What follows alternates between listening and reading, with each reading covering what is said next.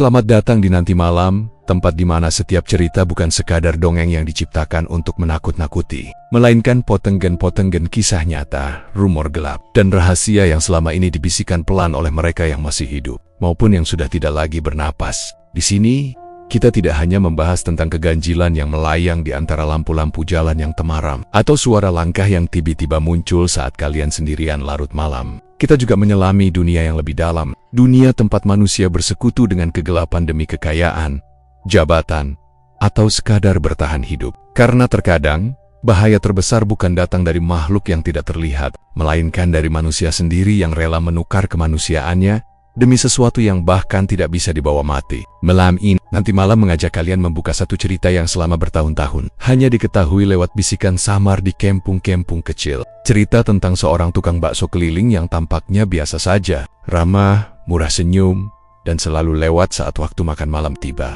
Tapi ada sesuatu yang aneh dari dagangannya. Dagingnya tak pernah habis, gerobaknya tidak pernah terlihat kotor, dan kadang masih terdengar meskipun waktu sudah lewat tengah malam, saat tak seharusnya ada manusia yang berjualan keliling. Nama tukang bakso itu adalah Mang Silem.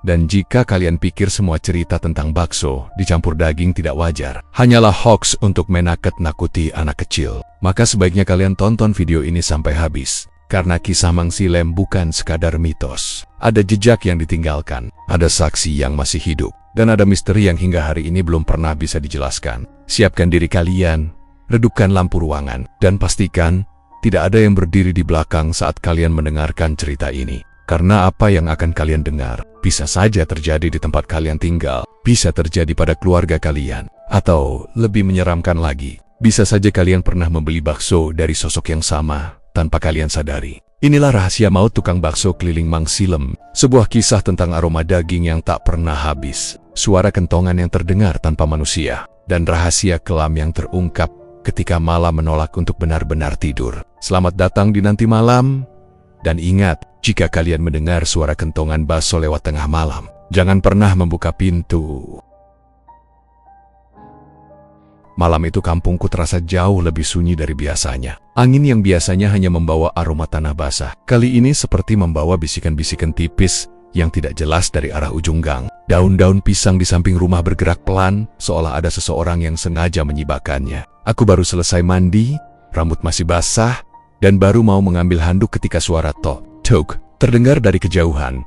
Awalnya kupikir itu suara ronda kampung yang sedang keliling malam-malam. Biasanya mereka membunyikan kentongan setiap beberapa menit agar orang-orang tahu bahwa kampung sedang dijaga. Tapi suara yang kudengar ini terasa berbeda, lebih pelan, lebih ritmis. Dan ada gema aneh yang tidak pernah kudengar dari kentongan ronda yang membuatku benar-benar mematung adalah ketika suara itu makin dekat. Aku justru sadar kalau nadanya bukan seperti pukulan manusia pada kentongan biasa. Ada jeda ganjil di antara ketukan, kadang cepat, kadang lambat, seperti dipukul oleh sesuatu yang tidak punya ritme manusia. Aku berdiri di dekat jendela kamar, berusaha memastikan telingaku tidak salah dengar. Di luar sana gelap, hanya diterangi lampu jalan kuning yang temaram. Aku menahan napas ketika suara itu semakin mendekat, memantul di dinding-dinding gang sempit di depan rumah. Suara itu begitu khas, seolah berasal dari sebuah benda yang sangat kukenal sejak kecil. Kentongan kecil yang biasa digantung di gerobak. Bakso keliling. Aku menelan ludah dan memanggil ayahku dalam hati. Meski aku tahu beliau sudah tidak ada. Mungkin itu hanya refleks ketika rasa takut muncul tiba-tiba. Waktu sudah lewat jam 12 malam. Tidak pernah ada tukang bakso yang lewat jam segini. Bahkan Mang Silem, satu-satunya tukang bakso keliling yang masih memakai gerobak kayu dan lampu Petromax, selalu berhenti jualan sebelum jam 9 dan memastikan dirinya sudah sampai rumah sebelum malam benar-benar sunyi. Gerakanku pelan ketika membuka tirai jendela. Aku hanya membuka celah sempit agar tidak terlihat dari luar. Dan benar saja, di ujung gang terlihat sebuah gerobak bakso dengan lampu Petromax menggantung di atasnya. Cahayanya redup dan berkedip-kedip seperti lampu yang hampir mati. Aku mengenali bentuk gerobaknya. Catnya yang mulai mengelupas di bagian pintu kuah, roda kayu yang sudah miring, dan tabung gas kecil yang selalu disandarkan di sisi kiri. Itu gerobak Mang Silem. Tapi ada yang membuat bulu kuduku merinding tajam. Gerobaknya tidak bergerak sama sekali. Tidak ada suara langkah kaki. Tidak ada suara panci dibuka atau sendok diketuk-ketukan. Yang terdengar hanya ketukan kentongan kecil tanpa ada tangan yang memukulnya. Hanya tok, seperti dipukul oleh angin atau oleh sesuatu yang tidak terlihat. Aku mundur sedikit dari jendela. Dadaku terasa dingin, entah karena basah rambutku atau karena rasa takut yang tiba-tiba membekukan tulang. Apa Mang Silam lembur? Gumamku pelan. Tapi aku tahu jawabannya. Tidak mungkin. Tidak pernah ada yang melihat Mang Silam jualan lebih dari jam 9. Tidak peduli seberapa ramai kampung ini, seberapa banyak anak-anak yang merengek minta tambah bakso, Mang Silam selalu pulang cepat. Katanya, menurut cerita orang-orang, istrinya dulu tidak suka kalau beliau terlalu larut di luar. Walaupun istrinya sudah pergi, entah kemana sejak beberapa tahun lalu, kebiasaan itu tetap tidak berubah. Aku kembali menatap keluar dan melihat lampu Petromax itu mulai meredup lagi. Cahayanya redup, lalu padam. Gang menjadi gelap total. Suara kentongan juga berhenti. Seperti ada tangan yang mendadak menghentikan paksa gerakannya. Aku memejamkan mata sebentar. Ketika ku buka kembali, gerobak itu sudah tidak ada. Benar-benar hilang. Tidak ada bayangan. Tidak ada roda yang berdecit. Tidak ada suara Petromax dibawa pergi. Tidak ada apapun. Hanya gang kosong yang gelap dan dingin seperti sebelumnya. Aku mundur menjauh dari jendela. Namun langkahku tertahan ketika telingaku menangkap suara lirih dari arah depan rumah. Suara yang tidak terlalu keras, tidak seperti orang berteriak, tapi lebih seperti seseorang berbisik tepat di belakang telinga. Bakso masih panas. Aku langsung menoleh ke belakang, memastikan tidak ada siapa-siapa. Ruangan gelap, hanya suara kipas angin tua yang berdecit pelan di sudut kamar. Aku berjalan pelan ke pintu kamar dan mengintip ruang tamu. Kosong, tidak ada siapa-siapa. Tapi suara itu masih terngiang jelas, dan entah kenapa terasa jauh lebih dekat daripada suara dari luar rumah.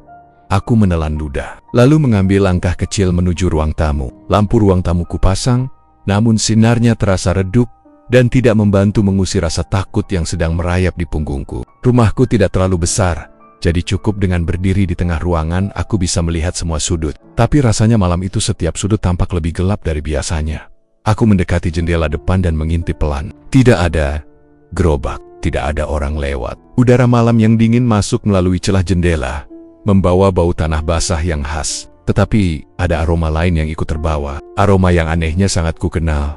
Aroma kuah bakso yang baru matang. Aku menghirup pelan, hanya untuk memastikan. Bau itu benar-benar kuat, seperti ada panci besar berisi bakso yang direbus di depan rumahku. Padahal tidak ada siapa-siapa di luar sana. Astagfirullah, bisikku pelan, mencoba menenangkan diri sendiri. Aku memutuskan untuk menutup jendela sepenuhnya. Tapi saat tanganku menyentuh kaca, aku melihat sesuatu muncul dari ujung gang tempat gerobak itu sebelumnya terlihat. Sebuah cahaya kecil, redup, bergerak pelan ke arahku. Awalnya kupikir itu seseorang yang membawa senter. Tapi saat cahaya itu semakin dekat, aku baru sadar. Itu bukan senter, itu lampu Petromax. Lampu yang sama seperti milik Mang Silam.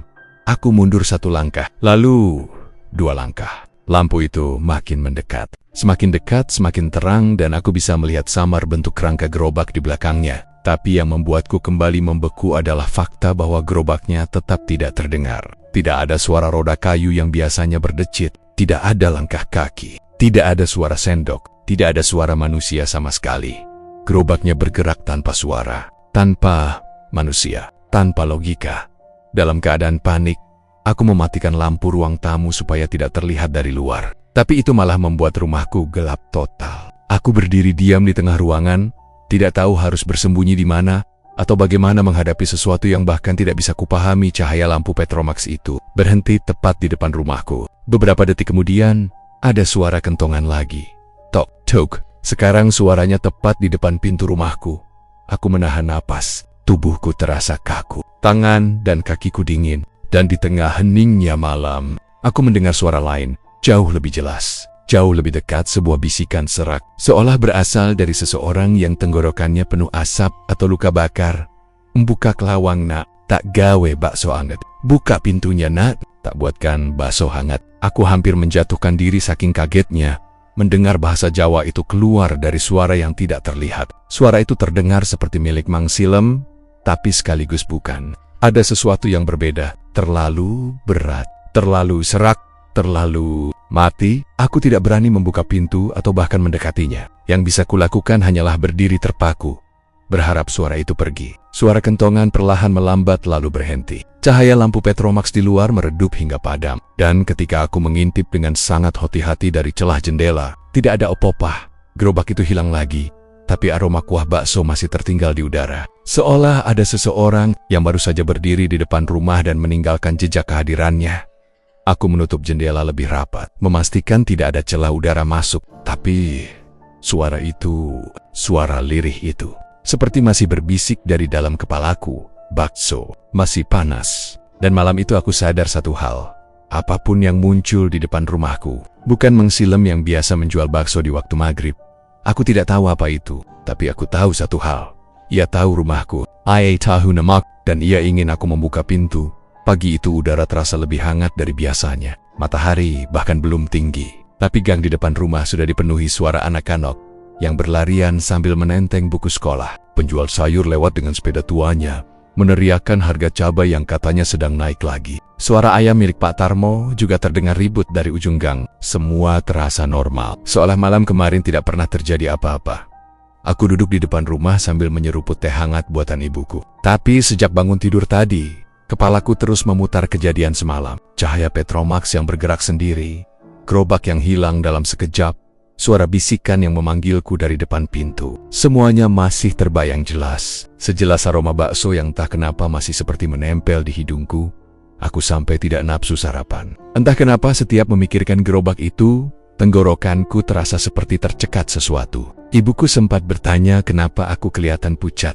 Tapi aku hanya menjawab bahwa aku kurang tidur. Mana mungkin aku bilang kalau ada gerobak bakso keliling berhantu yang mampir ke depan rumah. Bisa-bisa dianggap mengada-ada. Saat aku sedang mencoba menenangkan pikiran, suara yang sangat kukenal masuk ke telingaku. Bakso, taks. Bukan suara lirih menyeramkan seperti malam tadi. Ini suara normal, suara ramah, suara ceria. Mang Silem, aku terpaksa berdiri dan menengok ke arah ujung gang. Dan benar saja, gerobak bakso dengan cat pudar warna biru kehijauan itu muncul. Lampu Petromaxnya menyala dengan cerah. Berbeda total dengan lampu semalam yang berkedip, seperti lilin mau padam. Dari kejauhan, aku bisa melihat Mang Silem melambai ke beberapa anak sambil tersenyum lebar. Seolah tidak ada yang aneh. Seolah semalam tidak pernah ada gerobak misterius yang muncul tengah malam. Aku tidak tahu harus merasa lega atau takut. Karena justru kemunculannya yang biasa saja itulah yang membuat hatiku makin tidak tenang. Wajahnya terlalu normal. Senyumnya terlalu ramah, seolah menutupi sesuatu. Aku berdiri, menghampirinya seperti biasa. Sudah jadi kebiasaan bagiku untuk makan semangkok bakso sebelum berangkat kerja. Dan jujur, setelah bertahun-tahun makan dagangannya, rasanya sudah seperti rutinitas Tuing. Tuing, bakso panas dulu nak. Mang Silem menggoyang-goyangkan sendok sayurnya sambil tersenyum. Pagi, Mang, kataku, berusaha terdengar normal. Pagi, le. Wajahnya terlihat cerah, matanya sedikit berkerut di ujung seperti orang yang sudah lama senyum. Kok puset tu, la opo, ora se benji. Kok pu, apa tadi malam gak tidur? Aku nyaris tersedak napas. Ya, agak susah tidur Mang. Mang Silem tertawa kecil. Wes, mangan bakso si. Pair siga. Sudah. Makan bakso dulu. Biar segar, aku duduk di bangku kecil di samping gerobaknya. Tangannya cekatan memasukkan mie, bihun, tahu dan bakso ke dalam mangkuk. Uap kuah memenuhi udara, mengusir dingin pagi dan menciptakan aroma yang selama bertahun-tahun sangat familiar bagiku. Tapi entah kenapa hari itu aromanya terasa berbeda. Ada semacam wangi logam tipis, seperti bau darah segar. Aku mengerutkan kening. Mang, ini kuahnya baru ya? Aromanya beda. Mang Silem berhenti mengaduk kuah. Hanya berhenti 2 detik, tapi cukup untuk membuatku gelisah. Matanya yang biasanya cerah tiba-tiba terlihat lebih gelap. Baru direbus. Jawabnya kemudian, masih anget. Itu tandanya dagingnya segar. Ia tersenyum lagi. Tapi kali ini aku bisa melihat senyum itu sedikit terlalu dipaksakan. Aku tidak merespons, hanya menunggu mangkuk bakso tersaji di depanku. Setelah ia menyodorkannya sambil berkata, hati-hati panas. Aku mengucapkan terima kasih, lalu meniup kuahnya pelan. Sebelum kuangkat sendok pertama, aku teringat sesuatu yang sejak dulu jadi bahan obrolan warga kampung Mang. Silem tidak pernah terlihat belanja daging. Tidak ke pasar, tidak ke pemotongan sapi, tidak pernah bawa kantong berisi tulang atau daging, tidak pernah sekalipun terlihat menenteng apapun selain gerobaknya tapi baksonya tidak pernah habis. Bahkan saat kampung mengadakan acara besar dan orang-orang membeli bakso sampai malam, Mang Silem selalu punya stok. Pernah suatu hari kampung adakan lomba dan beliau jadi satu-satunya tukang bakso yang laris. 500 mangkok terjual dalam waktu kurang dari 4 jam. Semua orang kebingungan bagaimana mungkin stoknya bisa sebanyak itu. Tapi Mang Silem hanya tertawa dan berkata, "Rezeki wis ana sing ngatur le.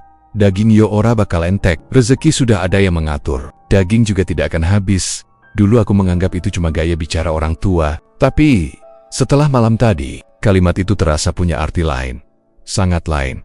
Aku mencicipi baksonya. Rasanya sama seperti biasanya.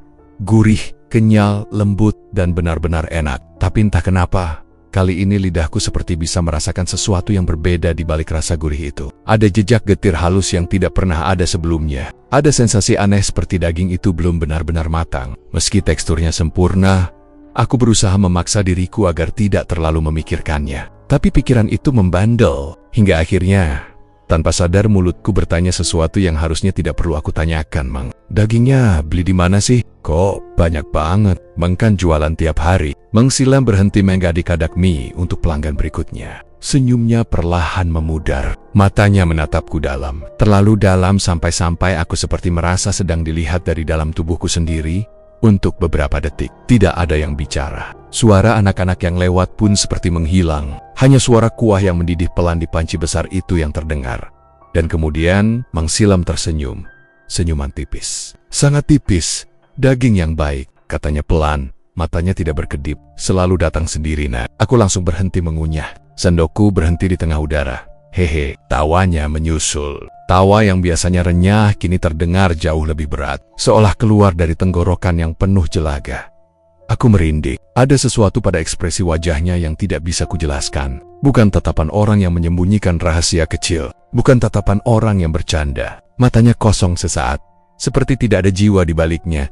Seolah ia sedang mengingat sesuatu atau melihat sesuatu yang tidak kulihat.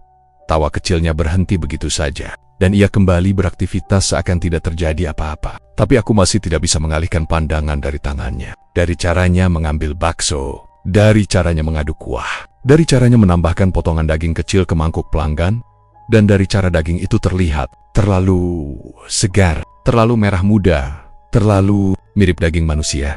Aku menelan ludah, mencoba menepis bayangan-bayangan buruk di kepalaku. Pasti cuma perasaan, kataku pada diri sendiri. Tapi semakin aku mencoba tidak memikirkannya, semakin bayangan itu muncul.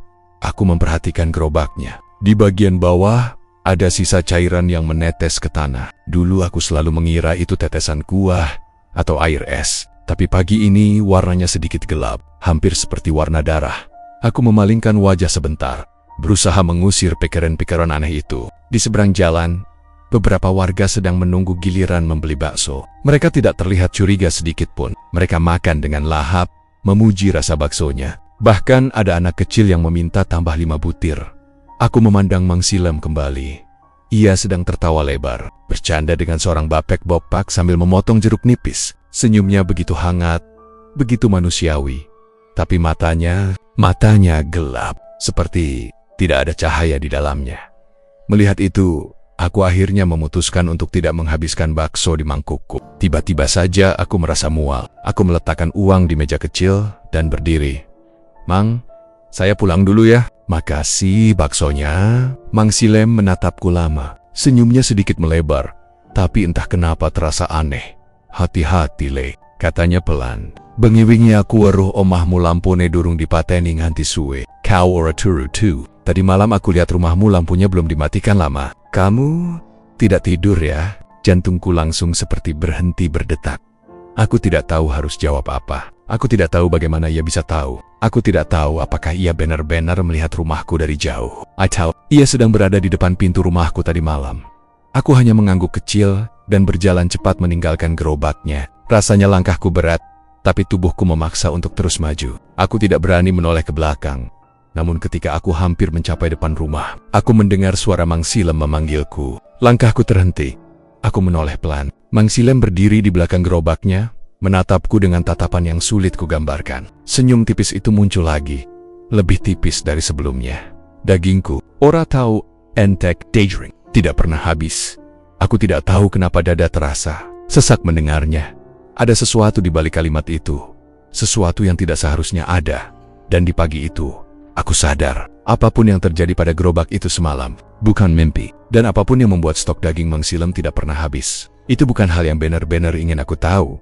Pagi itu udara kampungku masih lembab setelah semalaman hujan deras. Jalanan tanah di depan rumah basah, menyisakan bekas roda gerobak yang memanjang ke arah tikungan. Seperti jejak yang ditinggalkan seseorang yang terlalu terburu-buru, atau justru sebaliknya seseorang yang sengaja meninggalkan tanda. Aku tidak begitu memikirkannya, setidaknya sampai teringat kejadian dini hari tadi. Suara kentongan itu, gerobak yang seperti bergerak sendiri lalu menghilang. Aku sebenarnya ingin percaya itu cuma halusinasi karena begadang, tapi entah kenapa, bayangannya terus nempel di kepala.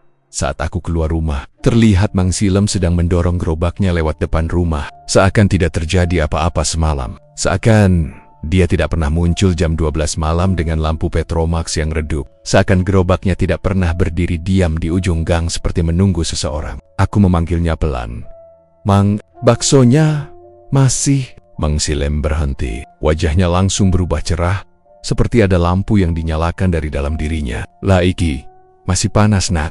Pas banget baru buka." Senyumnya lebar terlalu lebar, seolah dia memaksa bibirnya untuk naik, meski matanya tidak ikut tersenyum. Matanya justru terlihat capek, sayu, seperti kurang tidur beberapa hari. Ada lingkar hitam tebal di bawahnya yang biasanya tidak ada. Tapi ya siapa tahu, orang cari nafkah kan mes-mes beratnya. Aku memesan 1 porsi. Dia mulai bekerja seperti biasa, mengambil mangkuk, menuangkan kuah dari panci besar yang selalu tertutup rapat, menaruh beberapa bakso ukuran sedang, lalu menaburkan bawang goreng. Tapi saat dia membuka tutup pancinya, aku sedikit terkejut. Uap putih mengepul, tapi ada aroma yang agak berbeda, bukan bau daging sapi pada umumnya. Ada semacam aroma tajam, seperti darah yang baru mengering. Sangat samar, tapi cukup untuk membuat lidahku terasa pahit hanya dari menghirupnya. Aku berusaha mengabaikan, mungkin pikiranku yang terlalu sensitif. Setelah semalam dihantui gerobaknya, saat aku duduk di bangku plastik kecil di samping gerobaknya dan mulai menyantap, orang-orang mulai berdatangan. Anak-anak sekolah berseragam, ibu-ibu yang buru-buru belanja, bapak-bapak yang baru pulang ronda. Yang menarik, semua orang seperti tidak memperhatikan aroma aneh itu. Mereka makan seperti biasa, memuji rasa baksonya. Ada yang sampai beli 2 porsi. "Enak ya, seperti biasa," kata salah satu ibu. "Hih, Mang Silem memang jago masak," tambah yang lain. Aku cuma diam sambil mengunyah pelan-pelan. Baksonya sendiri memang enak, kenyalnya pas, gurihnya pas, tapi rasa gurih itu seperti bukan dari bumbu. Bahkan setelah beberapa suapan, rasa itu tidak hilang-hilang. Aku belum pernah makan bakso yang punya aftertaste seaneh itu. Ada rasa logam tipis yang tertinggal di lidah. Mirip seperti kalau kita tanpa sengaja menggigit bibir sampai berdarah, lalu menjilat sisa darahnya. Aku menelan dengan agak susah payah. Rasanya bukan tidak enak, justru terlalu enak. Tapi keenakan yang terasa tidak wajar. Lalu obrolan tadi malam kembali muncul di kepalaku tentang rumor bahwa Mang Silem tidak pernah terlihat belanja daging. Tidak pernah ke pasar, tidak pernah membeli sapi atau ayam. Setiap pagi, gerobaknya sudah siap dengan stok bakso penuh, seolah dia punya tempat khusus menyimpannya. Dan yang paling aneh, stoknya tidak pernah habis meski pelanggan selalu ramai. Kok dagingnya bisa sebanyak itu ya? Itu yang sering kami pikirkan. Karena rasa penasaran dan suasana aneh pagi itu, aku langsung nanya lagi ke Mang Silem. "Daging baksonya itu beli di mana sih? Kok kayaknya emang gak pernah ke pasar?" Mang Silem berhenti sebentar. Gerakan tangannya yang sedang merapikan mangkuk pelanggan seolah tersentak. Lalu ia menoleh perlahan, tersenyum tipis. Senyum yang tidak sama dengan senyumnya yang cerah tadi. Senyum ini lebih dingin, seperti ada sesuatu di baliknya yang tidak ingin terlihat. "Daging yang baik selalu datang sendiri, nak." Hehehe, aku langsung merinding. Tawa kecilnya tidak seperti biasanya, tidak seperti candaan ringan yang sering ia lontarkan. Tawa kali ini terdengar seperti seseorang yang sedang menyembunyikan sesuatu dari dunia, tapi dunia terlalu dekat untuk tidak mendengar. Aku pura-pura ketawa saja. "Ah, Mang bercanda, lah beneran. Daging itu kadang nemu sendiri, kadang dikasih sama yang gak butuh, kadang datang dengan jalannya sendiri." Ia menatapku lama sekali sampai aku harus memalingkan wajah. Setelah beberapa pelanggan selesai makan dan pergi, aku memilih duduk lebih lama sambil memperhatikan gerobaknya. Panci besar di atas kompor kecil itu terus menyala stabil, seolah bahan bakarnya tidak pernah habis. Mangkuk-mangkuk putihnya berjejer rapi, semua tampak bersih. Namun ada sesuatu yang janggal di bagian bawah gerobaknya. Ada bekas noda merah kecoklatan sangat samar, tapi jelas bukan saus atau kecap. Letaknya persis di sudut yang jarang dibersihkan, dekat roda sebelah kanan. Aku menatap noda itu cukup lama sampai Mang Silem mengikuti arah pandanganku. Dia langsung menutupinya dengan kaki, pura-pura tidak terjadi apa-apa. Keringat dinginku keluar. Mang, itu apaan? Oh, itu cuma kuah tumpah kemarin, jawabnya cepat. Terlalu cepat warnanya beda. Mang, namanya juga kuah kena tanah, ya warnanya berubah. Ia tertawa kecil lagi, tapi tertawanya kali ini kaku, dipaksakan. Aku ingin lanjut bertanya, tapi ada anak kecil datang sambil berlari-lari dan langsung pesan bakso. Mang Silem tampak sangat lega, seolah kedatangan si anak adalah penyelamat dari pertanyaanku. Saat anak kecil itu mulai makan, aku memperhatikan gerobaknya sekali lagi, khususnya bagian dalam panci baksonya. Ada satu hal yang membuatku tiba-tiba ingin berhenti makan. Jumlah baksonya tidak berkurang. Setiap ia mengambil beberapa butir, jumlah di dalam panci seolah tetap sama, tidak bertambah, tidak berkurang, seperti ada yang otomatis tergantikan dari bawahnya. Aku bahkan mencoba menghitungnya dalam hati. Setiap kali ia mengambil 5 atau 6, tetap saja isi pancinya terlihat penuh, tidak pernah surut. Seolah panci itu mengisi dirinya sendiri, Mang. Aku memanggilnya lagi dengan suara sedikit bergetar. Kenapa, Nak? Ia menoleh sambil mengaduk-aduk panci. Itu kok baksonya nggak habis-habis ya? Mang Silem terdiam, tangannya berhenti mengaduk. Uap panas dari panci menutupi sebagian wajahnya, membuat ekspresinya makin sulit dibaca. Lalu ia tersenyum-senyum yang jauh lebih lebar dari biasanya. Bahkan lebih lebar dari senyumnya pagi tadi. Kerja keras tidak akan habis, Nak. Tapi Mang, yang tadi malam, aku terdiam. Aku ingin cerita tentang gerobaknya yang muncul jam 12 malam, tentang suara kentongan yang seperti dipukul angin, tentang gerobak yang menghilang begitu saja. Tapi sebelum aku sempat melanjutkan, Mang Silem tiba-tiba menepuk pundakku pelan. Kamu itu masih kecil, Nak. Jangan kebanyakan mikir. Rezeki orang beda-beda. Yang penting kamu makan yang halal dan enak. Iya toh. Aku menelan ludah. Kata halal terasa aneh jika keluar dari mulutnya. Setelah semua yang kulihat dan kurasakan, aku beranjak pulang sambil membawa rasa merinding yang belum hilang. Dan hal paling aneh terjadi ketika aku sampai rumah. Saat aku masuk kamar dan membuka dompet untuk ambil uang kembalian, aku menemukan sesuatu yang membuatku berhenti bernapas. Di antara uang kertas dan kartu pelajar, ada selembar kertas kecil. Kertas lusuh seperti sobekan dari buku catatan jadul. Tulisannya goyang, seperti ditulis tangan seseorang yang terburu-buru atau sedang ketakutan. Tolong jangan makan baksonya lagi. Tidak ada nama, tidak ada tanda siapa yang menulis, tidak ada penjelasan apapun.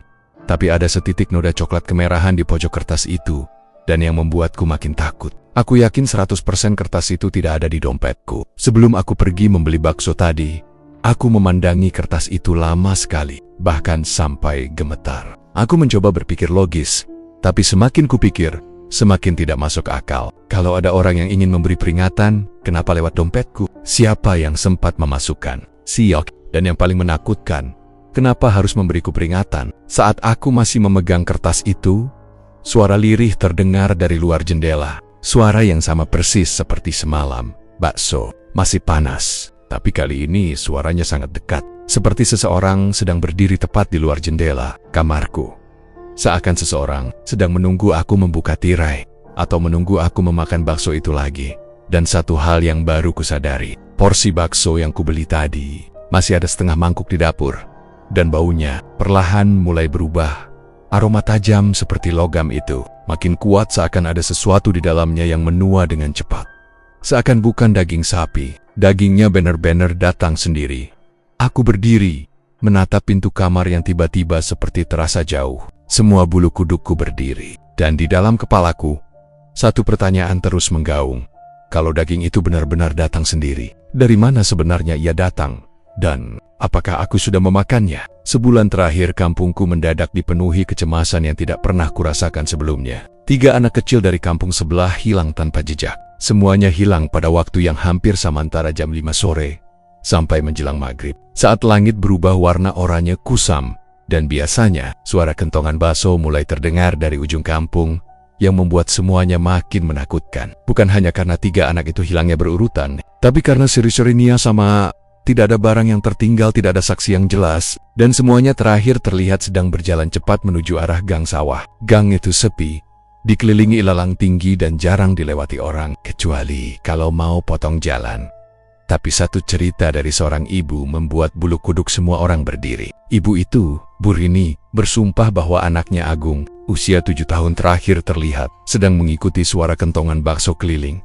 Padahal jam itu tidak ada tukang bakso yang biasanya lewat. Anakku bilang, dengar suara. Tok tok. Tok, kayak manggil dia, kata Bu Rini sambil menangis. Pas aku kejar, dia sudah nggak ada. Warga langsung heboh. Suasana kampung mendadak mencekam. Bahkan anak-anak dilarang keluar rumah sebelum maghrib. Semua orang mulai curiga bahwa ada yang tidak beres. Entah itu orang jahat, makhluk halus, atau sesuatu yang mereka tidak berani sebutkan. Pak RT akhirnya mengadakan pertemuan di balai warga. Semio hendak, para bapak duduk berdesakan. Ibu-ibu berbisik cemas. Anak kecil tidak ada yang dibawa. Lampu balai warga berkedip-kedip, menambah kesan tegang. Diskusi awalnya seperti biasa. Penuh suara saling bantah.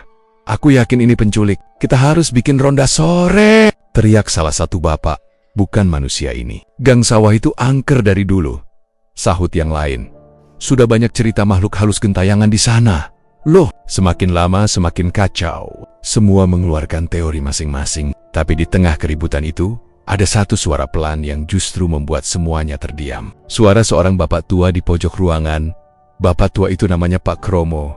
Orangnya pendiam. Jerang Baikara biasanya hanya datang ke pertemuan kampung untuk duduk dan mendengarkan. Tapi malam itu, dia angkat tangan pelan, meminta waktu untuk berbicara. Dari dulu aku bilang, suaranya lembut tapi tegas. Jangan dekat-dekat bakso Mang Silem kalau malam. Langsung semua orang menoleh. Aku yang duduk di barisan agak belakang langsung merinding. Nama itu, Mang Silem, sejak 2 bab sebelumnya sudah mengikuti kepalaku tanpa henti. Dia pedagang bakso langgananku, yang baksonya tidak pernah habis, yang gerobaknya bisa muncul tengah malam, yang dagingnya disebut datang sendiri. Salah satu warga apa tulus langsung bertanya dengan nada bingung, "Kok bisa, Pak? Mang Silem kan masih jualan sampai sekarang?" Beberapa orang lain mengangguk setuju. Pak Kromo menghela napas sangat panjang, matanya menatap ke lantai, seolah sedang berusaha menyusun kalimat yang sulit untuk diucapkan. Soalnya, ia jeda sebentar, lalu melanjutkan dengan suara bergetar. Mang Silem itu sudah meninggal 5 tahun lalu. Begitu kalimat itu keluar, seluruh ruangan langsung hening, sunyi total. Bahkan suara jangkrik di luar seperti hilang tiba-tiba. Semua orang menatap Pak Kromo dengan raut tidak percaya. Termesak aku hampir bangkit dari kursi saking kagetnya. Loh, meninik. Maksudnya bagaimana, Pak? Tanya Pak RT. Aku tidak bercanda, jawab Pak Kromo pelan. 5 tahun lalu, Mang Silem ditemukan di sawah, di gang sawah. Seluruh balai warga menegang. Ditemukan apa maksudnya? Sakit? Kecelakaan? Tanya seorang ibu dengan suara hampir berbisik. Pak Kromo menatap semua orang. Sorot matanya kosong. Seperti melihat kejadian itu kembali di depan mata. Ditemukan dalam keadaan tidak. Beberapa orang langsung menutup mulut. Ada yang memalingkan wajah. Aku sendiri merasa sekujur tubuhku dingin. Padahal ruangan itu panas oleh banyaknya orang. Tubuhnya seperti dicabik sesuatu. Lanjutnya, banyak bagian hilang. Waktu itu orang-orang bilang mungkin dimakan binatang liar. Tapi tubuh manusia tidak mungkin rusak seperti itu hanya oleh hewan biasa. Aku ingin berhenti mendengarkan, tapi badanku tidak bisa digerakkan. Seolah cerita itu memakuku ke kursi. Pak RT tampak pucat. Kalau begitu, yang jualan bakso selama ini siapa? Pertanyaan itu menggantung di udara. Semua orang membayangkan hal yang sama, tapi tidak ada yang berani mengatakannya. Aku merasakan keringat dingin mengalir di punggung. Aku ingat bau daging baksonya, aroma logam yang samar tapi kuat, daging yang tidak pernah habis, gerobak yang muncul jam 12 malam, kentongan yang berdentang sendiri, dan yang paling menusuk pikiranku, peringatan kecil di dalam dompetku. Tolong jangan makan baksonya lagi. Sebelum ada yang sempat bicara, seorang pemuda berdiri, namanya Riko, teman seusiaku. Ia terlihat gugup, Pak. Saya beberapa malam lalu lihat gerobak bakso lewat gang sawah. Jamnya janggal, sekitar jam 12 lewat. Waktu saya panggil, gerobaknya berhenti, tapi saya nggak lihat orangnya. Pas saya mendekat, gerobaknya bergerak sendiri lalu hilang di tikungan. Saya kira saya salah lihat. Seluruh ruangan semakin sunyi. Hanya terdengar napas tercekat dan kursi yang berderit karena ada yang gelisah. Aku juga pernah lihat, tiba-tiba seorang bapak setengah baya ikut bicara. Gerobaknya sering lewat jam malam. Kadang lampunya nyala, kadang mati. Waktu aku intip dari balik jendela, tidak ada orangnya. Kemarin ponakanku bilang dicolek seseorang di luar rumah. Katanya bau kuah bakso. Tapi waktu dicek tidak ada siapapun. Satu persatu orang mulai bercerita. Dan semakin banyak yang bercerita, semakin jelas bahwa yang mereka lihat sama. Gerobak bakso Mang Silem sering muncul pada jam yang tidak seharusnya. Aku semakin merinding. Sesuatu di balik punggungku terasa mengalir naik sampai leher. Pak Kromo mengangkat tangan lagi, meminta semua diam. Kalian tahu kenapa aku melarang orang keluar kalau dengar kentongan bakso malam-malam? Tanyanya pelan. Karena kentongan itu bukan panggilan dagang. Kentongan itu umpan. Beberapa orang menahan napas. Kata umpan itu terdengar seperti pisau yang menusuk ruang, yang hilang di gang sawah. Mereka disesatkan oleh suara itu. Lanjut Pak Kromo. Suara yang mengajak, memancing, seperti memanggil anak-anak. Tok, tok, tok.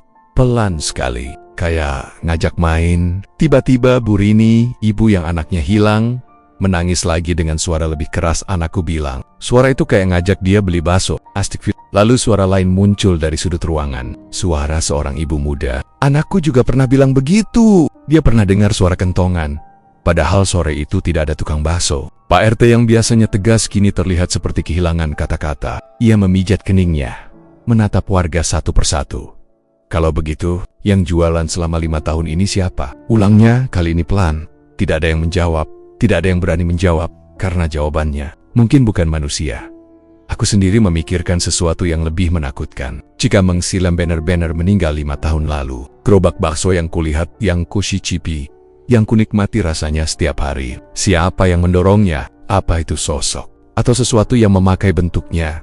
Atau apakah gerobaknya sendiri yang bergerak mencari mangsa? Aku tidak bisa menahan keringat dingin yang terus keluar. Dalam kepalaku, rasa bakso yang pernah kumakan seketika berubah menjadi anyir. Aku hampir muntah. Lalu Pak Kromo kembali bicara. Kalian tahu kenapa tubuh Mang Silem waktu ditemukan tidak utuh? Suaranya kali ini lebih serak, seperti menahan sesuatu. Karena dia sedang melakukan sesuatu. Ritual, pesugihan. Dia ingin dagangannya laris terus, tapi ritualnya gagal. Tubuhnya diambil, ruhnya, entah kembali atau tidak. Tapi gerobaknya tidak ikut dikuburkan. Kalimat itu membuat semua orang seperti kehabisan darah. Bahkan ku dengar ada yang hampir pingsan. Gerobak bakso itu tidak dikuburkan, tidak dimusnahkan, tidak dihancurkan. Artinya, gerobak itu masih ada di luar sana. Berkeliaran, berkeliling, dan suaranya memanggil anak-anak. Tiba-tiba pintu balai warga berderak pelan. Semua langsung menoleh. Lalu terdengar suara lembut, lirih, tok tok, tok, suara kentongan. Semua orang membeku, tidak ada yang bernapas, tidak ada yang bersuara. Kentongan itu berbunyi lagi lebih pelan, lebih menyeret, seperti berasal dari sesuatu yang jauh tapi sedang mendekat. Tok, tok, tok. Gusti, kok pas banget ini? Gumam seseorang pelan, nyaris tidak terdengar. Beberapa anak muda langsung berdiri, ingin mengecek keluar. Tapi Pak Kromo buru-buru menahan mereka. Jangan kaliwat. Jangan, suara itu bukan suara manusia. Tapi suara kentongan itu semakin dekat. Tok, tok, tok. Sampai akhirnya tepat di depan balai warga. Suara itu berhenti mendadak. Hening. Aku menatap jendela dengan jantung seperti mau meledak. Dalam hening itu, terdengar suara yang tidak akan pernah kulupakan seumur hidup. Suara serak, pelan, seperti berasal dari kerongkongan yang kering. Bakso masih panas. Semua orang langsung tersentak. Ada yang menjerit kecil, ada yang langsung membaca doa. Pak RT sampai mundur beberapa langkah. Aku sendiri merasakan tubuhku benar-benar membeku. Itu suara yang sama dengan yang kudengar 2 kali sebelumnya. Satu saat tengah malam, satu waktu aku memegangi kertas peringatan di kamarku. Suara yang seperti milik seseorang yang sudah lama tidak bernapas seperti manusia. Aku menatap lantai, berharap suara itu hilang. Tapi justru suara kedua menyusul. Kali ini lebih dekat. Persis di balik dinding kayu balai warga. Endang metu, nak, katanya lirih. Bakso, panas. Dan dari sela papan dinding yang retak, aku melihat sesuatu. Cahaya kecil seperti lampu Petromax, berkedip, pelan, seperti mengajak. Dan aku tahu, gerobaknya ada di luar, dan yang mengikutinya bukan manusia.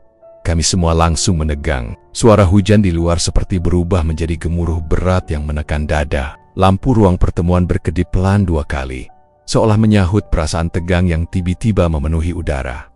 Bu, maksudnya bagaimana? Tanya Pak RT. Suaranya pecah. Bahkan lelaki setua dan setenang dia pun terdengar gugup. Nenek Lira menghela napas panjang, kemudian melangkah pelan masuk ke dalam ruangan. Setiap langkahnya seperti menyeret hawa dingin, membuat bulu tengkukku berdiri. Dia duduk di kursi kosong. Tangannya bergetar seolah menahan sesuatu yang lebih berat dari sekadar kenangan. Aku sudah simpan cerita ini terlalu lama, katanya pelan. Tapi sekarang anak-anak hilang. Kalau Aku diam. Berarti aku ikut membiarkan. Warga yang memenuhi ruangan saling pandang, sebagian menelan ludah. Sebagian lagi memeluk tubuh sendiri menahan dingin yang tiba-tiba menusuk. Nenek Lira menatap kami satu persatu.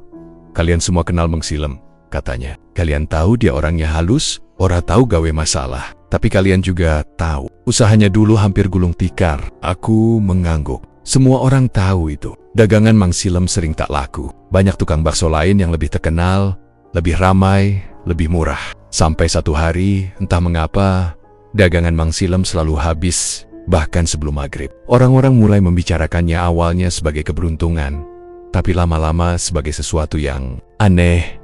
Nenek Lira memejamkan mata sejenak. Hari-hari terakhir sebelum kebakaran itu, aku sering melihat dia pergi melam-mulam ke area sawah belakang kampung. Aku pikir dia hanya mengambil kayu atau sesuatu, tapi ia berhenti. Suara tercekat. Aku lihat dia tidak pulang sendirian. Kami semua mencondongkan tubuh tanpa sadar. Dia pulang sambil dorong gerobak bakso, tapi ada bayangan lain ikut berjalan di belakangnya. Bayangan yang lebih tinggi, lebih kurus dan jalannya tidak wajar. Nafasnya makin cepat, seperti kaki-kakinya tidak menyentuh tanah. Aku merasakan kulit lenganku merinding hebat. Seorang ibu di sampingku berbisik kecil, wajahnya pucat, "Gusti." Nenek Lira menatap kami lagi. Matanya tampak semakin kosong, seperti menelusuri kembali sesuatu yang tak ingin ia ingat. Aku juga pernah lihat Mang Silem berhenti di pinggir kali malam-malam. Dia seperti berbicara dengan seseorang, tapi aku tidak melihat siapapun. Lalu, dia membuka tutup panci dagangannya. Ia memegangi kepalanya. Suara parau.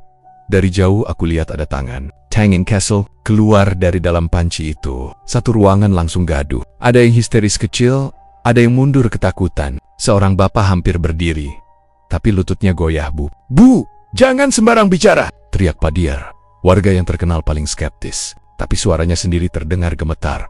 "Aku tidak sembarang," balas Nenek Lira.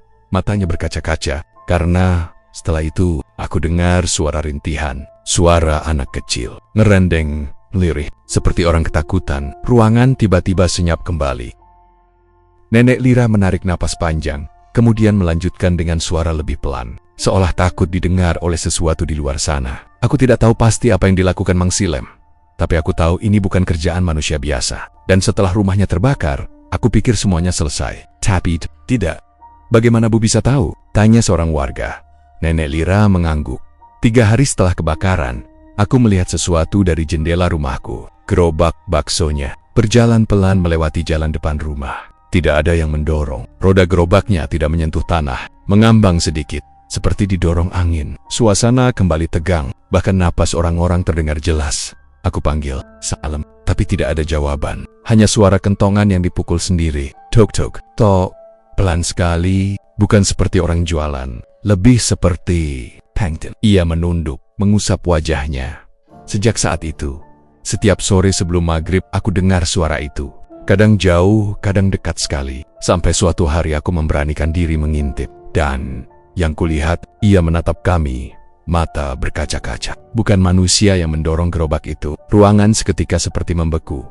"Apa maksudnya, Bu?" Suara Pak RT hampir tak terdengar yang keluar dari mulut. Nenek Lira selanjutnya membuat jantungku serasa disambar petir. Sosok yang mendorong gerobak itu punya tubuh seperti bayangan terbakar. Kulitnya hitam mengelupas, seperti arang. Tangannya panjang sekali, dan wajahnya. Nenek Lira menelan ludah. Matanya memerah seperti bara. Mulutnya sobek sampai ke telinga, dan dari dalam mulut itu ada uap putih, seperti uap panci rebusan. Ia mengusap kedua lengannya.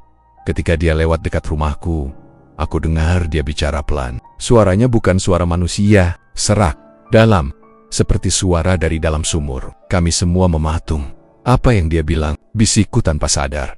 Nenek Lira memejamkan mata, suaranya bergetar. Dia bilang, "Durung cukup daging." Hening panjang melingkari ruangan, begitu pekat hingga aku bisa mendengar detak jantungku sendiri. Seorang warga tiba-tiba berdiri, pucat pasi, "Bu, kalau itu benar, berarti anak-anak yang hilang?" Nenek Lira mengangguk perlahan.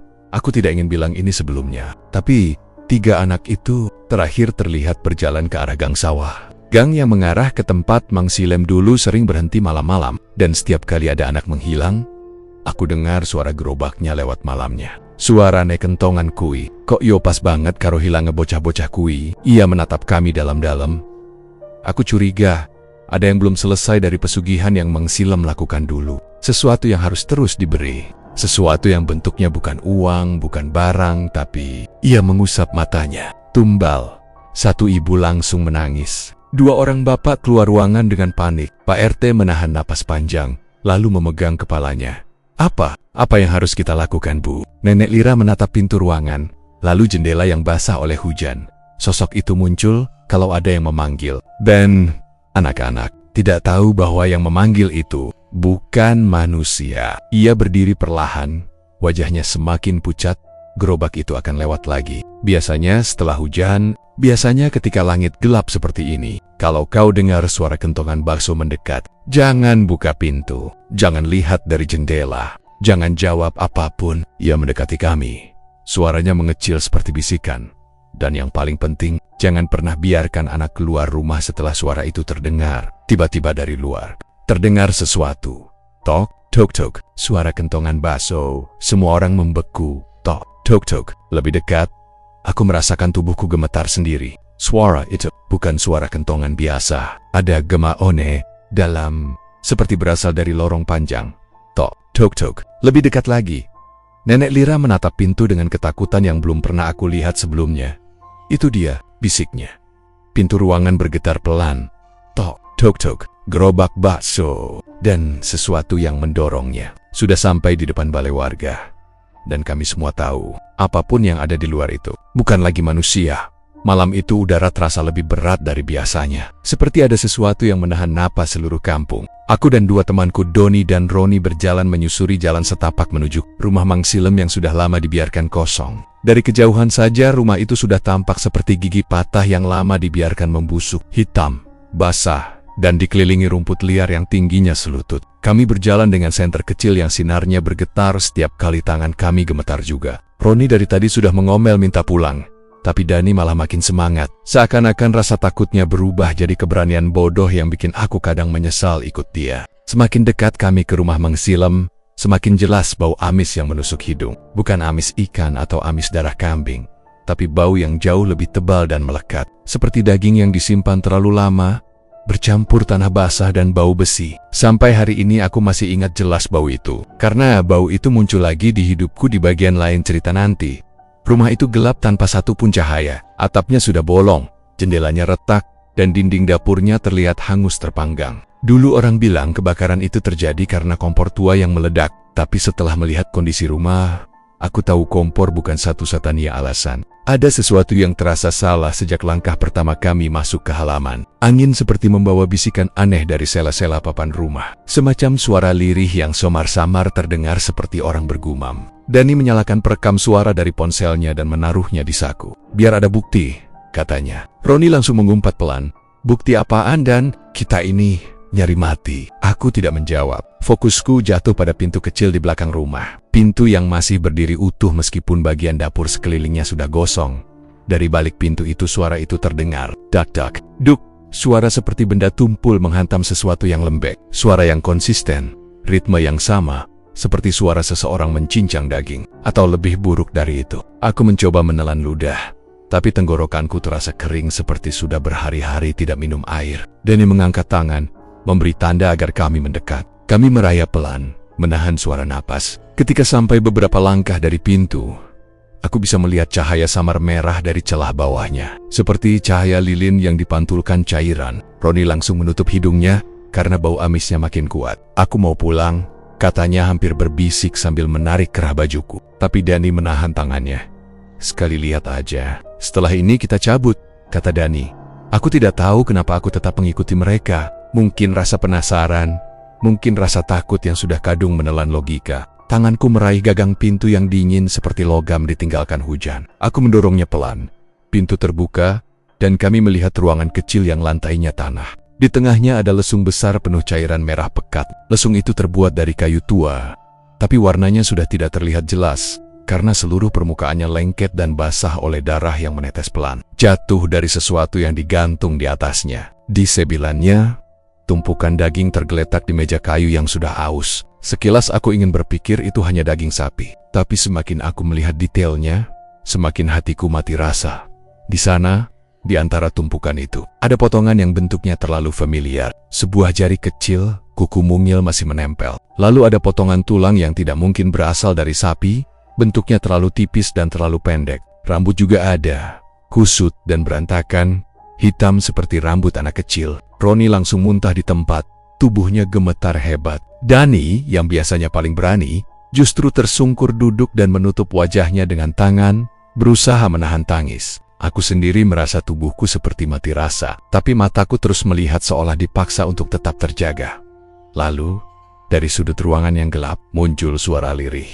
"Jangan takut, nak. Dagingnya masih segar." Seketika darahku membeku. Suara itu bukan suara mengerang, bukan suara halus gaib yang kita bayangkan saat mendengar cerita seram. Itu suara manusia atau topotnia. Suara yang mencoba terdengar seperti manusia. Suara berat, serak, tapi lembut dengan cara yang membuat bulu kuduk berdiri. Aku menoleh dengan perlahan, dan saat itulah aku melihatnya. Sosok itu berdiri tepat di belakang kami. Tubuhnya kurus, terlalu kurus, sampai tulang-tulangnya terlihat mencuat melalui kulit tipisnya. Wajahnya pucat kekuningan seperti daging yang terlalu lama direndam air. Matanya cekung, gelap, tapi sayangnya aku bisa melihat ada garis senyum di bibirnya, senyum yang tidak wajar. Senyum yang lebar dan tidak bergerak meski dia bicara. Dia memakai baju yang dulu sering aku lihat dipakai mengsilem saat berjualan. Kemeja kotak-kotak merah pudar dengan noda yang jelas bukan saus sambal. Tangannya yang panjang menggantung di sisi tubuhnya. Yang membuatku hampir pingsan adalah bagian lehernya. Leher itu gosong, seperti terbakar, dan dari celah kulitnya yang mengelupas terlihat tanda bekas tali atau semacam jerat. Seperti seseorang pernah menariknya dengan paksa. Sosok itu mengangkat kepala pelan dan menatapku. "Endak mas, opo kaulah, mangisih due daging seger," katanya dengan suara serak yang membuat tulang belakangku dingin. Kata-kata itu terpotong-potong, tapi intonasinya terdengar seperti Mang Silem sedang menawarkan bakso seperti biasa. Padahal tidak ada yang biasa dari sosok ini. Roni menjerit dan langsung berlari keluar ruangan. Dani mencoba menarikku, tapi lututku seperti mengeras sehingga aku tidak bisa bergerak. Sosok itu melangkah maju. Satu langkah kecil tapi cukup untuk membuatku sadar bahwa aku akan mati jika tinggal lebih lama. Dia mengulurkan tangan panjangnya ke arahku, dan aku bisa melihat jari gerinya hitam sepe. Seperti arang, saat jarinya hampir menyentuh pundakku, aku akhirnya tersadar. Aku menepis tangan Dani dan berlari secepat yang aku bisa keluar dari pintu kecil itu. Tapi saat aku berlari, aku sempat mendengar suara itu lagi lebih keras, lebih jelas, dan jauh lebih mengerikan. "Daging kudu ana tumbah Lena." Suaranya bergema di telingaku bahkan setelah aku sudah jauh dari rumah itu. Kami bertiga lari tanpa menoleh, tanpa bicara, tanpa berhenti, sampai kaki kami benar-benar hampir patah. Sampai sekarang aku tidak tahu apakah sosok itu mengejar kami atau tidak. Yang jelas, aku mendengar suara langkah kaki berat mengikuti kami beberapa meter sebelum akhirnya menghilang begitu saja di tengah malam ketika kami akhirnya sampai di ujung jalan kampung. Napas kami sudah hampir habis. Roni menangis terseduh-seduh, dan dipucat seperti orang habis melihat malaikat maut. Aku sendiri merasa seluruh tubuhku dingin, meski keringatku mengucur deras. Tapi satu hal yang membuat kami semua berhenti bergerak adalah ketika kami menyadari sesuatu yang tidak mungkin kami lewatkan di Yujenggang, tepat di bawah lampu jalan yang redup. Berdiri sebuah gerobak bakso.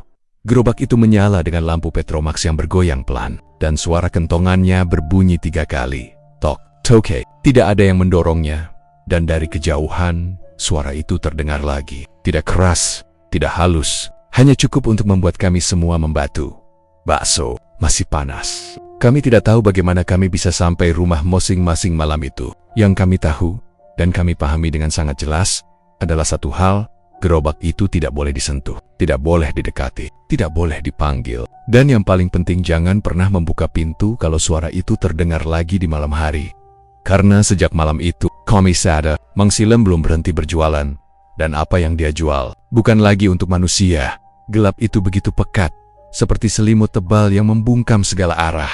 Aku bahkan tidak bisa melihat tanganku sendiri, hanya bisa merasakan napasku yang naik turun tidak karuan. Suara napas Dani dan Roni terdengar tercekat, seperti keduanya berusaha menahan isak sekaligus menahan teriakan. Tapi di antara semua itu, ada suara lain yang jauh lebih menakutkan. Suara langkah kaki perlahan menyeret tanah, seperti kaki yang sudah rusak tapi dipaksa berjalan. Setiap langkahnya diiringi bunyi gemeretak kecil, entah dari tulang atau dari sesuatu di tubuhnya yang patah.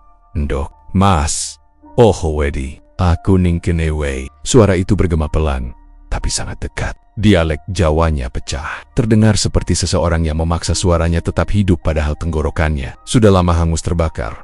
Aku memejamkan mata meski tidak ada bedanya. Pikiranku kalut. Jika aku bergerak, mungkin aku tersandung sesuatu. Jika diam, Mang Silem akan tahu aku di mana. Pilihan apapun tampak seperti jalan buntu. Dari tempatku berdiri, aku bisa merasakan hawa panas datang dari satu arah. Bukan panas seperti api besar, tapi panas seperti tubuh yang baru saja keluar dari kobaran api dan masih mengeluarkan suhu kematian.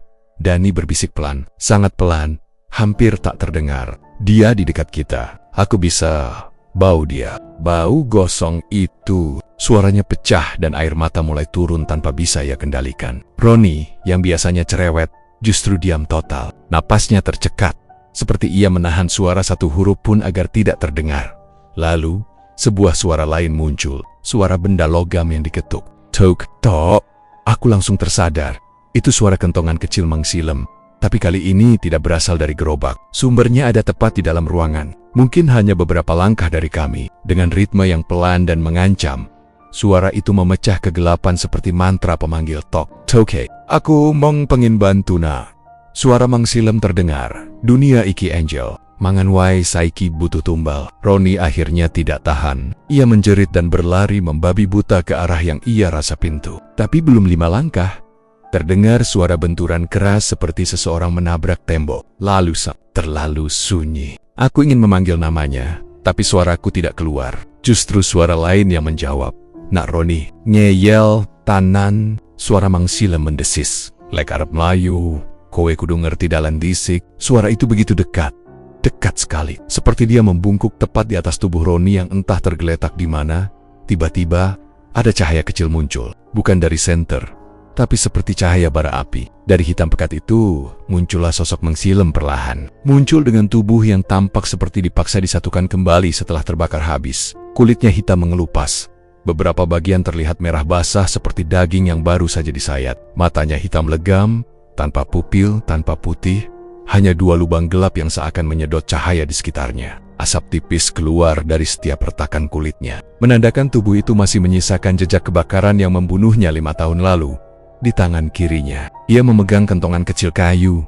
Tapi kentongan itu tidak terlihat seperti milik pedagang bakso kebanyakan. Kayunya gelap, hampir hitam, dan setiap kali ia pukul, bukannya hanya berbunyi, ruangan terasa bergetar sedikit. Seperti bunyi itu bukan sekadar suara tapi juga panggilan. Tok, toke. Dia melangkah perlahan. Tubuhnya goyah seperti terlalu berat di satu sisi, tapi langkahnya tetap mengarah kepada kami. Ketika cahaya bara itu semakin dekat, aku akhirnya bisa melihat wajahnya dengan jelas. Senyumnya melebar hampir ke telinga, tapi bukan senyum manusia. Kulit di sekitar bibirnya robek ketika ia tersenyum. Seperti kebiasaan itu dilakukan oleh wajah yang sudah tidak lagi layak dipakai tersenyum. Dulu aku cuma tukang bakso biasa, ucapnya lirih. Orang-orang suka daganganku. Mereka bilang dagingku empuk, kalduku manis. Aku bahagia, nak. Bahagia sekali. Tapi hidup ini kejam. Dia menatap kami dengan sorot mata kosong yang tidak memancarkan apapun selain kehampaan. Harga daging mahal, pembeli banyak. Tapi uang ora tahu cukup. Ora tahu. Dia menghela napas panjang. Tapi suara helanya terdengar seperti api yang ditiup angin. Kamu belajar pesugihan? Dani akhirnya berkata. Suaranya bergetar, namun keberaniannya muncul entah dari mana. Mungkin karena takut membuatnya tidak bisa berpikir lagi. Mang Silem menoleh pelan, dan suara lehernya bergesek seperti 2 kayu kering digesek paksa. Ora, aku ora golek kekayaan, aku golek daging, katanya sambil tertawa kecil. Tawa yang terdengar serak, patah-patah, seperti pita suara yang hangus. Awalnya aku nemu sesuatu di sawah belakang rumah. Suara sing jaluk tulong, suara kuat lan peteng. Aku melu suara itu, dan aku ketemu sumur tua. Sumur sing kebak, bau anyir. Suara itu janji aku daging tanpa akhir. Asal aku gelem paring tumbal. Dani terisak. Manusia! Kamu makan manusia! Mang Silem tersenyum lebih lebar. Kulit pipinya robek sedikit hingga memperlihatkan daging hitam di baliknya. Ora kebet. Mong ting. Kesasar. Sing. Sendirian. Sing memanggilku tengah malam. Sing nyenggol jalanku. Dia mendecakkan lidahnya. Daging paling empuk. Yaiku daging sing. Ora dilindungi. Aku ingin muntah. Tapi rasa takut menahan semua gerak tubuhku. Mang Silem melangkah ke depan lagi.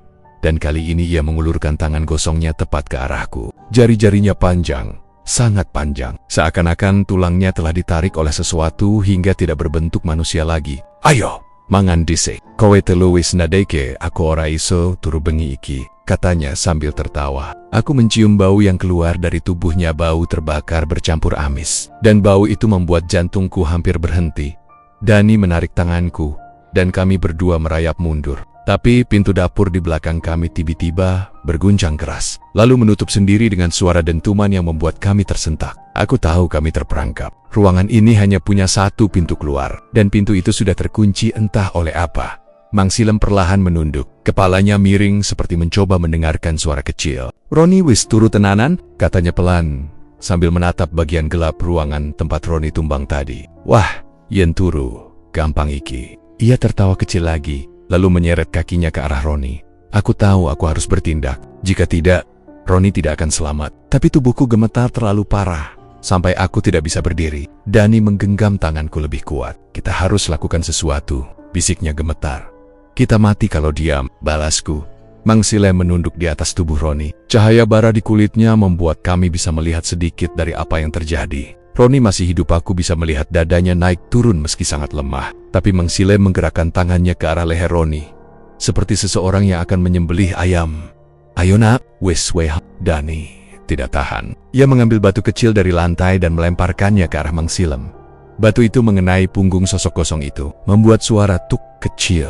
Sangat kesel, tapi cukup untuk membuat Mang Silem berhenti. Lehernya berputar ke arah kami. Bukan tubuhnya, lehernya yang berputar duluan. Seperti boneka rusak, kepalanya menoleh 180 derajat tanpa menggerakkan kaki. Aku hampir menjerit. Sing nakal iki sopo, suaranya rendah, hampir menggeram. Tanpa pikir panjang, Dani menggenggam tanganku dan menarikku berdiri. Kita lari sekarang, katanya. Aku tidak punya pilihan lain. Suara langkah Mang Silem berubah cepat, lebih cepat dari yang seharusnya bisa dilakukan tubuhnya yang rusak. Kami berlari ke arah jendela dapur yang pecah. Satu-satunya celah yang mungkin bisa membawa kami keluar. Tapi baru beberapa langkah, suara kentongan berdentang keras sekali.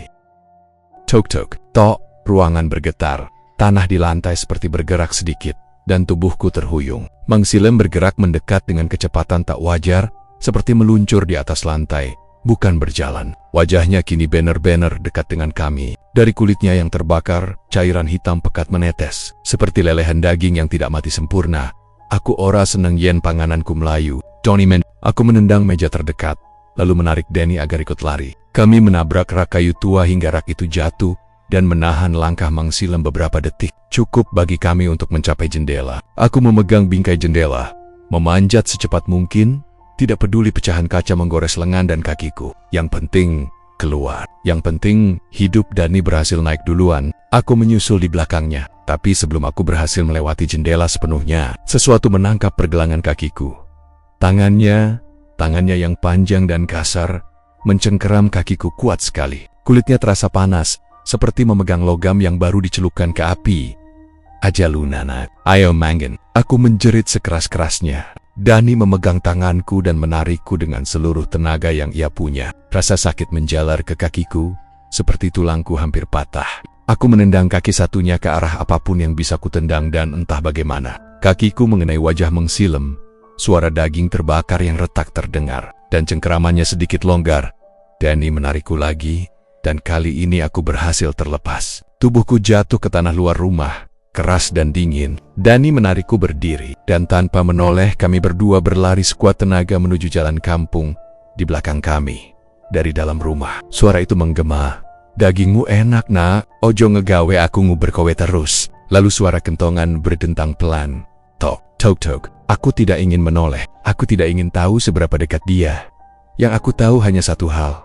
Malam itu, kami selamat. Tapi Roni, aku tidak yakin. Dan yang lebih mengerikan lagi, Mang Silem kini tahu nama kami. Dan dia jarang melepaskan mangsanya begitu saja. Aku berdiri mematung di balik pintu, memegangi dada yang naik turun cepat. Suara ketukan Mang Silem tadi masih terngiang keras di telingaku, seperti gema dari tempat gelap yang tidak seharusnya ada di dunia manusia. Ketukan itu bukan ketukan orang yang meminta izin masuk, tapi seperti tanda bahwa sesuatu sedang menagih sesuatu. Keringat dingin mengucur dari pelipisku, nafasku. Aku tidak berani memandang ke arah meja makan, tetapi bau bakso itu tetap menghantam hidungku, bau yang menusuk, gurih aneh, bercampur aroma amis yang mengendap lama. Seperti bau dapur rumah Mang Silem yang gosong itu. Seperti bau lesung besar yang penuh cairan merah waktu kami menemukannya. Seperti bau manusia. Aku menutup mulut, menahan rasa ingin muntah. Dari luar, suara gerobak Mang Silem kembali berbunyi pelan. Kriit, kriit. Seolah-olah dia masih menunggu aku membuka pintu. Seolah dia tahu rasa takutku. Seolah dia tahu aku tidak berani menghadapinya. Loh, kok pintunya ditutup sekencang itu, Ndok? Suara ibuku terdengar dari dapur. Aku langsung menoleh. Kaget. Ibu berdiri sambil membawa sendok sayur. Memandangku dengan alis berkerut. Aku tidak sengaja menutup pintunya terlalu keras. Sampai retakan kecil muncul di bagian bawah kusen. Suaranya pun keras. Membuat ibu datang. Ngegege. Nggak apa-apa, Bu. Jawabku terbota-bota. Ibu melihat wajahku. Lalu mendekat sambil memegang keningku. Loh, panas tuh. Wajahmu pucat banget. Kamu kan tadi beneran pingsan ya? Aku ingin menjawab, ingin sekali menjelaskan semuanya.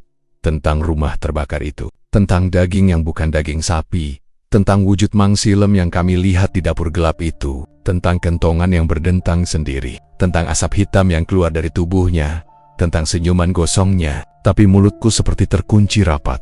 Sebagian karena takut dianggap gila, sebagian lagi karena takut kalau aku menyebut namanya terlalu keras, dia akan muncul di belakangku. Ibu tidak sabar dan mendorongku duduk. Lalu matanya tertuju kembali pada mangkuk bakso di meja makan. Nih, dimakan dulu. Mang Silem nganterin tadi, katanya kamu pingsan. Baik banget ya orangnya, masih sempat masakin. Ibu menusuk 2 bakso dengan sendok, lalu meletakkannya di mangkukku. Baksonya juga kelihatan enak banget, Nak. Sayang kalau nggak dimakan, aku spontan menjauh. Bahkan hanya melihat baksonya membuat tenggorokanku mengering. Jangan dimakan. Suaraku pelan, serak.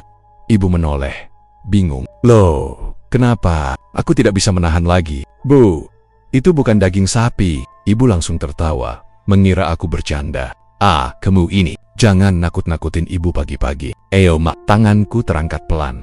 Seperti refleks, menahan ibu agar tidak menyentuh bakso itu lagi. Beneran, Bu, itu bukan daging sapi. Bibit ketakutan mulai muncul di wajah ibu. Tapi lebih karena melihat ekspresiku. Dia mungkin pikir aku sedang trauma karena pingsan. Dia tidak tahu apa yang kami lihat semalam. Aku menelan ludah, memandang bakso itu. Warnanya sedikit lebih gelap dari bakso biasanya. Bukan keabu-abuan normal seperti daging sapi giling, tapi lebih coklat kehitaman. Seperti daging yang dipotong secara kasar. Bukan digiling mesin. Ada satu bulatan bakso yang bentuknya sedikit tidak simetris. Salah satu sisinya seolah memiliki lekukan, seperti lekukan tulang kecil yang terselip di dalamnya. Ketika aku menatap lebih saksama, ada serat tipis-tipis menyerupai rambut manusia menempel di salah satu permukaan bakso. Aku tersentak, langsung memundurkan kursi. Ibu makin panik. Nak, kamu ini kenapa sih? Aku memejamkan mata, mencoba mengatur napas. Bu, tolong, jangan dimakan. Itu, if you buy. Ibu tampak makin khawatir. Dia memegang pundakku, berusaha menenangkanku. Tapi tatapanku terarah ke arah luar rumah. Melalui celah gorden, aku melihat gerobaknya. Gerobak bakso Mang Silem. Gerobak itu berdiri diam di samping pagar kecil rumahku. Dan tepat di bawah tabung gas kecilnya, ada tetesan merah gelap yang jatuh satu persatu. Seperti darah. Seperti cairan dari daging segar yang baru dipotong. Menetes, menetes, menetes. Aku spontan berdiri dan menutup gorden rapat-rapat. Nah, tanya ibu lagi. Kini lebih pelan, aku tidak menjawab. Tenggorokanku seperti tersumpal ketakutan.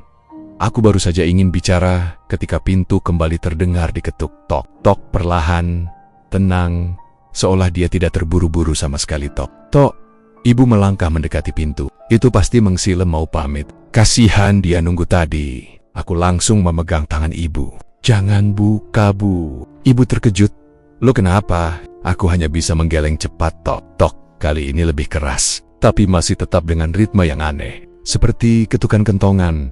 Tok, tok, tok. Langsung membuat seluruh bulu kudukku meremang. Karena suara itu sama persis dengan suara yang kami dengar di rumah terbakar itu. Suara yang muncul ketika lampu senter padam. Suara yang muncul sebelum wujudnya mendekat dari kegelapan. Suara yang seperti memanggil mangsa. Tok, tok. Ibu tampak semakin berkerut. Merasa ada yang tidak wajar. Dia mencoba mengintip lewat jendela kecil, tapi aku menariknya menjauh. Jangan, Bu, bisikku keras. Ibu menelan ludah, tampak mulai terpengaruh ketakutanku. Dari luar, suara napas samar terdengar, napas panjang, berat, Serak, seperti napas seseorang yang paru-parunya sudah lama terbakar.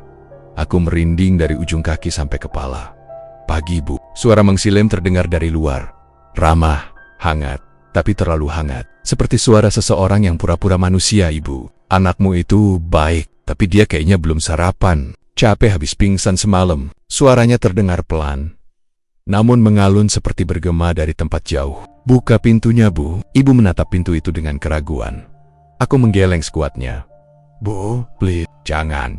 Suara dari luar kembali terdengar. Kini lebih halus tapi lebih meresahkan. Aku cuma mau bantu, Bu. Wong bocahmu tak gotong dari gang sawah. Sendirian dia semalam, lemes, hampir digondol angin wingit. Aku menutup telinga. Kata wingit dari mulutnya membuat perutku terasa mual. Dia tidak seharusnya memakai bahasa manusia. Tidak dengan cara seperti itu. Tok, tok, tok. Pintunya bergetar sedikit. Ibu terlonjak. Nggak apa-apa, Bu. Saya cuma mau pamit. Ibu menelan ludah dan akhirnya mengambil langkah mundur. Tidak berani membuka pintu. Mang Silem tertawa pelan. Tawa yang tidak manusiawi. Tawa yang terasa seperti bara kecil yang jatuh ke kulit.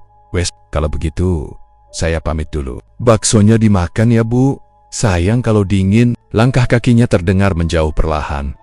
Gerobaknya ikut bergerak pelan. Create. Tapi tatkala suaranya semakin jauh, suara lain terdengar menyusulnya. Suara seret, seperti sesuatu yang ditarik di atas tanah. Suara berat, seperti tubuh. Setelah itu, sunyi.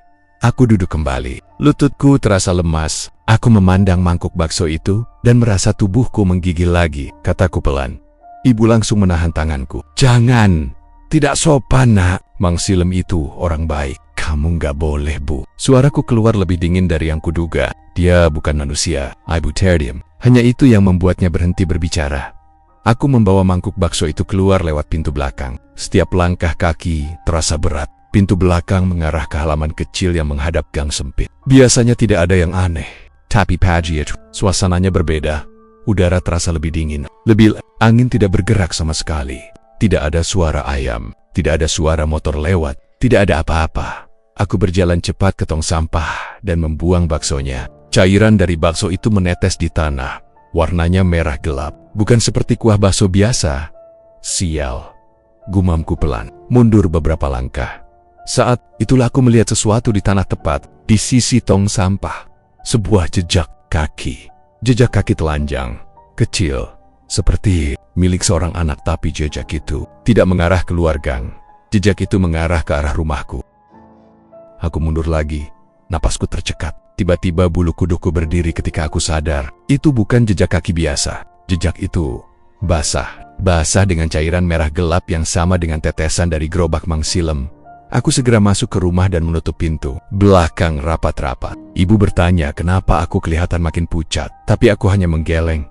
Beberapa menit setelah itu, Dani dan Roni datang tergapo-gopo dengan wajah yang juga masih pucat. Mereka mencari aku. Menanyakan apakah Mang Silem datang. Aku mengangguk.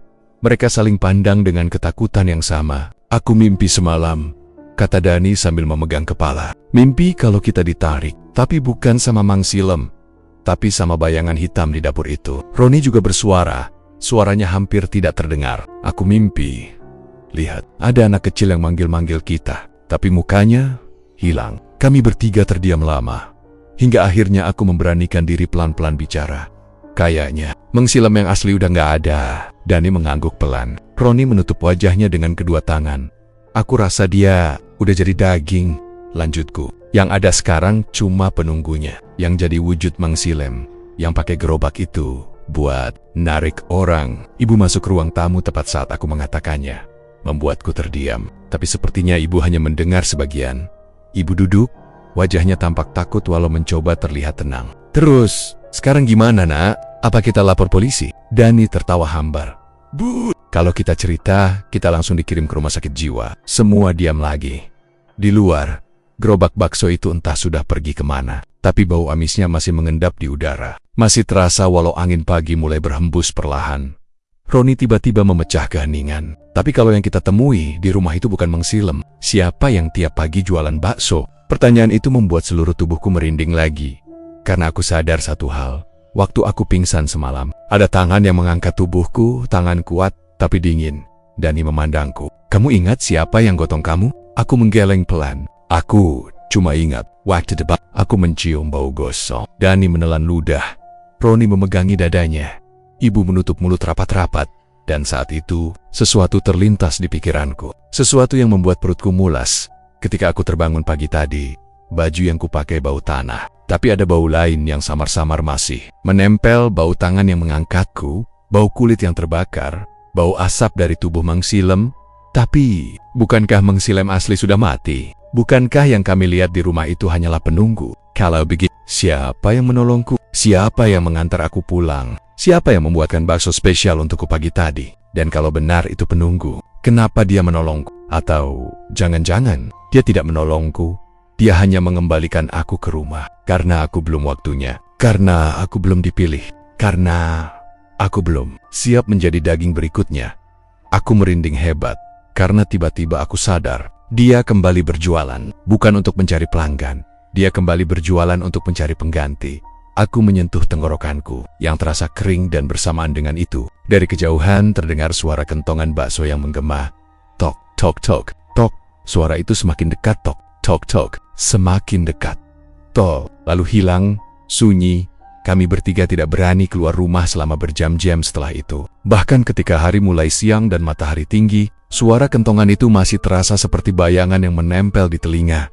Sore harinya, seorang warga datang ke rumah mengabarkan sesuatu. Ada anak kecil hilang lagi. Hilang di gang dekat sawah. Aku menelan ludah. Roni dan Dani memandangku dengan mata membelalak. Ibu menutup bibirnya arah toret. Aku tahu apa artinya itu. Penunggu itu sedang lapar. Dan Mang Silem, yang asli, mungkin sudah lama menjadi daging paling pertama. Dan bakso itu, yang masih mengepul hangat di meja makan, adalah bagian dari seseorang yang tidak pernah kembali pulang dengan gemetar. Aku menyelimuti mangkuk itu dengan kain, membawanya keluar rumah, dan menguburnya di belakang pohon jambu tanpa menunggu ibu berkata apa-apa. Tapi meskipun bakso itu terkubur, baunya tidak hilang. Sampai hari ini, setiap malam menjelang maghrib, aku masih mencium bau itu. Bau yang sama dengan dapur rumah. Terbakar itu, bau daging yang tidak pernah habis, bau yang menempel di udara. Setiap kali suara kentongan bakso lewat perlahan di depan rumahku, tok, tok, tok. Seakan-akan penunggunya masih mencari seseorang. Mencari siapa yang berikutnya akan menjadi bagian dari dagangannya dan dari semua orang di kampung. Aku yakin dia masih menunggu aku membuka pintu. Karena dia sudah menandai aku, karena dia tahu wajahku, dan karena dia masih tersenyum padaku dari balik kegelapan.